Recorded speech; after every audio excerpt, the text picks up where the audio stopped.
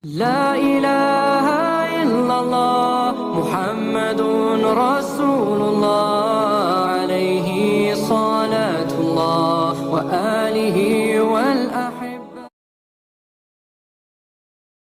Assalamualaikum warahmatullahi wabarakatuh. Kembali lagi di channel Lampu Mahabbah. Kali ini Lampu Mahabbah akan membahas sebuah kisah wali Allah yang dikisahkan sholat di atas air. Suatu ketika ada sebuah kapal yang penuh dengan muatan harta benda dan 200 orang penumpang termasuk para pedagang yang datang dari sebuah pelabuhan di Mesir. Ketika kapal itu berada di tengah lautan, tiba-tiba petir menyambar. Kapal mereka terombang-ambing di atas air lautan yang luas dan hampir tenggelam. Berbagai usaha dilakukan untuk menghindari pukulan gelombang air yang diterpa angin besar. Namun, semua usaha mereka sia-sia belaka. Semua orang yang berada di atas kapal itu sangat cemas dan takut tenggelam. Dari antara para penumpang yang cemas itu, ada seorang pria Salah yang tidak merasa cemas. Dia kelihatan tenang sambil berzikir kepada Allah. Kemudian laki-laki itu turun dari kapal yang sedang terombang-ambing dan berjalan di atas air dan mengerjakan sholat di atas air. Melihat laki-laki yang berjalan di atas air tersebut, maka beberapa orang peniaga yang bersama-sama dalam kapal itu berkata, "Wahai wali Allah, tolonglah kami, janganlah tinggalkan kami." Namun, laki-laki itu tidak memandang ke arah orang yang memanggilnya. Para penumpang kapal itu memanggil lagi, "Wahai wali Allah, tolonglah kami, jangan tinggalkan kami." Pada kali yang kedua ini, laki-laki itu menoleh ke arah orang-orang yang memanggilnya dengan berkata, "Ada apa wahai tuan-tuan?" Seolah-olah laki-laki itu tidak mengetahui apa yang sedang terjadi. Beberapa pedagang berkata, "Wahai wali Allah, tidakkah Tuhan menganggap masalah besar tentang kapal yang hampir tenggelam ini?" Wali Allah itu berkata, "Dekatkan dirimu kepada Allah." Para penumpang itu berkata, "Wahai wali Allah, apa yang harus kami lakukan?" Wali Allah itu berkata, "Tinggalkan semua harta kalian, niscaya jiwa kalian akan selamat." Para penumpang berkata, "Wahai wali Allah, kami siap meninggalkan semua harta kami, asalkan jiwa kami semua selamat."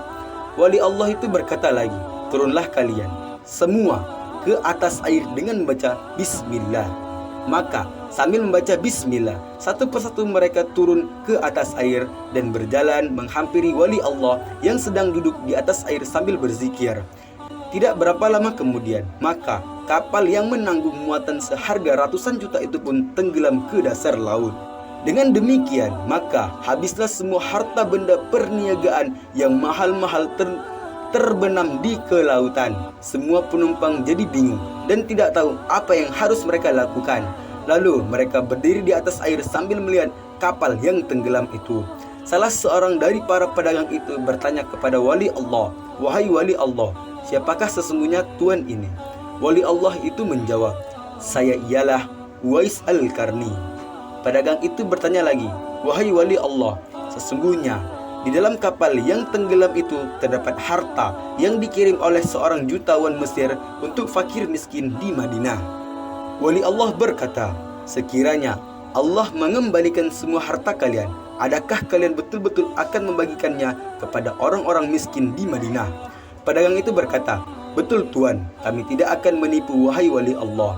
Setelah wali itu mendengar pengakuan dari para pedagang itu, maka dia pun mengerjakan sholat 2 rakaat di atas air. Kemudian dia memohon kepada Allah agar kapal itu ditimbulkan kembali sekalian dengan harta-harta dan segala muatan yang ada di dalamnya. Tidak berapa lama kemudian, kapal itu terangkat sedikit demi sedikit sehingga terapung kembali di atas air. Semua barang perniagaan dan lain-lain tetap seperti semula. Tiada yang kurang suatu pun. Setelah itu, maka semua penumpang kembali naik ke atas kapal dan meneruskan pelayaran ke tempat yang dituju.